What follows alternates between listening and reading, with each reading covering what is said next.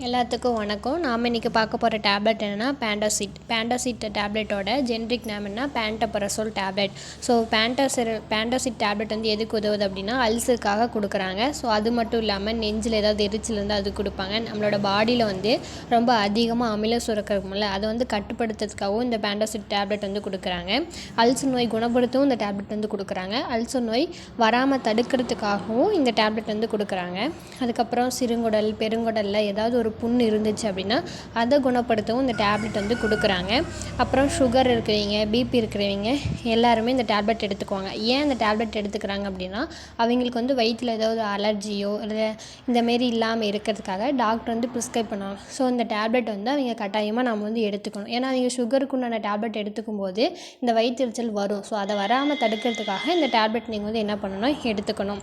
அதுக்கப்புறம் gastric problem ஏதாவது இருந்துச்சு அப்படின்னாவும் இந்த டேப்லெட் வந்து நம்ம வந்து தாராளமாக எடுத்துக்கலாம்.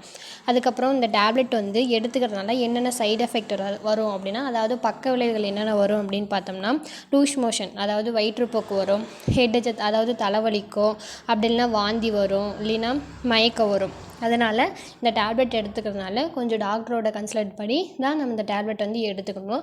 சும்மா சாதாரணமாக நாமளே போய் மெடிக்கலெலாம் வாங்கி சாப்பிடக்கூடாது. டாக்டரோட ப்ரிஸ்கிரிப்ஷனோட வாங்கி சாப்பிடுங்க. அப்புறம் ரொம்ப அதிகமாக வெயிட்டு தூக்குறவங்க வந்து டேப்லெட் வந்து சாப்பிட வேண்டாம். ட்ரைவ் பண்ணுறீங்களும் சாப்பிட வேண்டாம்.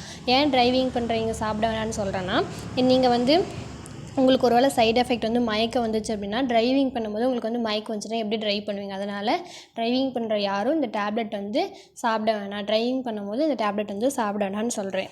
அதுக்கப்புறம் நீங்கள் வந்து என்னென்ன சாப்பாடு சாப்பிட்லாம் அப்படின்னு பார்த்தோம்னா பச்சை காய்கறிகள், அதுக்கப்புறம் நார்ச்சத்து உணவுகள், இயற்கையாக கிடைக்கக்கூடிய உணவுகள் வந்து இது வந்து சாப்பிட்லாம் அப்படின்னு சொல்கிறேன். அதுக்கப்புறம் என்னென்ன உணவுகள் வந்து சாப்பிடக்கூடாது அப்படின்னு பார்த்தோம்னா காபி, டீ, அப்புறம் ஜங்க் ஃபுட்ஸு, அப்புறம் நீங்கள் வந்து ட்ரிங்கிங் அதாவது மது குடிக்கக்கூடாது. அப்புறம் ரொம்ப சில்னஸ் ஒன்று அதாவது குளிர்பானம், புகையிலை ஸ்மோக்கிங் பண்ணக்கூடாது. அப்புறமேட்டு நீங்கள் வந்து பாக்கெட்டில் வந்து ஒரு சில உணவுகள் வந்து என்ன பண்ணியிருப்பாங்கன்னா பதப்படுத்தி வச்சுருப்பாங்க. அந்தமாரி உணவுகள்லாம் நீங்கள் வந்து வாங்கி சாப்பிட வேண்டாம். மேக்ஸிமம் இதில் வந்து தவிர்த்தாவே உங்களுக்கு உடம்பு வந்து நல்லா தான் இருக்கும். ஸோ இந்தமாரி உணவெல்லாம் நீங்கள் என்ன பண்ணிக்கோங்க, தடுத்துக்காங்க. ஸோ ஒரு சிலர் வந்து ரொம்ப அதிகமாக காஃபி டீ குடிப்பாங்க. நீங்கள் காஃபி டீ குடிக்கிறத நிறுத்தினீங்கன்னாவே உங்களுக்கு ஓரளவு சரியாயிடும். அப்புறம் கர்ப்பிணி பெண்கள் வந்து இந்த டேப்லெட் வந்து சாப்பிட்லாமான்னு பார்த்தா சாப்பிடலாம். நீங்கள் சாப்பிட்றதா இருந்தால் டாக்டரோட ப்ரிஸ்கிரிப்ஷனோட இந்த டேப்லெட் வந்து சாப்பிடுங்க. அப்புறம் இந்த டேப்லெட் வந்து எந்த டைமில் சாப்பிட்ணும் அப்படின்னு பார்த்தோம்னா காலையில் சாப்பிட்றதுக்கு முன்னாடி, அதாவது ½ அன் ஹவருக்கு முன்னாடி இந்த டேப்லெட் வந்து சாப்பிட்லாம். சாப்பிட்டா எந்த பிரச்சனையும் வராது. நீங்கள் சாப்பிடும்போது டாக்டரோட ப்ரிஸ்கிரிப்ஷனோட சாப்பிட்லாம். தேங்க்யூ. நோயற்ற வாழ்வே குறையற்ற செல்வம்.